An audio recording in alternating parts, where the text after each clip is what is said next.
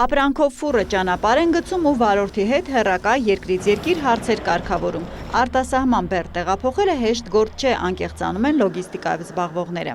Տենց բեռնափոխադրում չի լինում, որ առանց խնդիր լինի միշտ, թե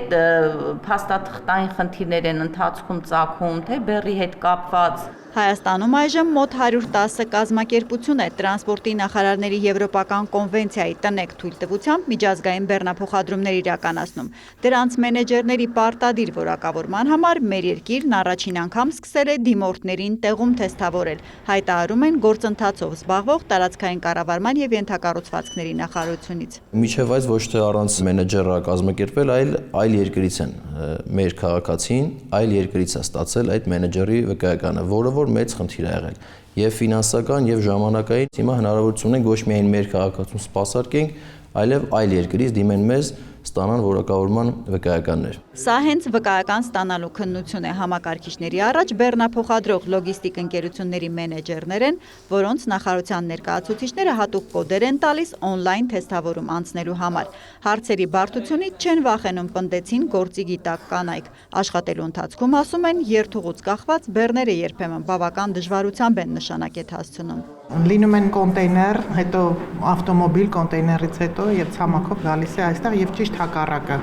Նաեւ երկաթուղային փոխադրումներ են լինում։ Այս քննությունից առաջ մենեջերի 25 թեկնածու վերապատրաստվել է բեռնափոխադրողների ասոցիացիայում։ Պարապմունքների ծրագրում եղել են տրանսպորտային ոլորտի միջազգային կոնվենցիաներից, որոշումներից մինչև աշխարհաքաղաքական հարցերից բխող նոր թույլտվություններ, մեքենայի աղմուկի ու էկոլոգիական մյուս ցուցանիշների համար Գերմանիա, Ավստրիա, Ֆրանսիայի պահանջած Եվրո 1-2 ստանդարտներ ու ծառայությանը վերաբերող շատ այլ տարբեր գիտելիքներ, ներկայացնում է դասընթացավարը։ Մենք ասում ենք վտանգավոր բեռների միջազգային փոխադրում առանձին,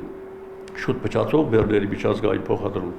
մեծ գաբարիտային ծանրաքաշ, երկարաչափ կոնտեյներային բեռների փոխադրում, դրանց ամրացման պահանջները եւ այլն, որոնք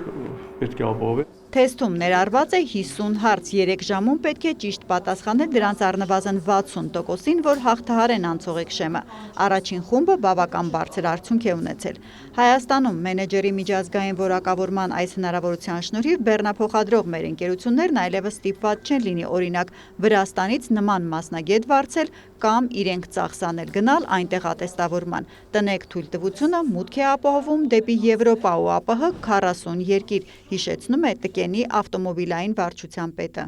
Ամենամեծ պլյուսը իրենց համար այդքան պահանջված, որ հնարավորություն է ստանում անսահմանափակ թվով բեռնափոխադրում իրականացնել տնեք անդամ երկրներ։ Ըստ Գալստյանի երկրի ունեցած տնեք թույլտվություններից 70-ը դեռ ազատ է, այնպես որ մենեջերի որակավորման համար կարող են դիմել թե Հայաստանից, թե արտասահմանից։ Հայաստանը սկսել է նաև միջազգային բեռնափոխադրման վարորդների որակավորումը։ 40 անց պարտադիր դասընթացն անցել, սպասում է քննության։ Հերմինե Բաղդասարյան, Սեյրան Անտոնյան լուրեր։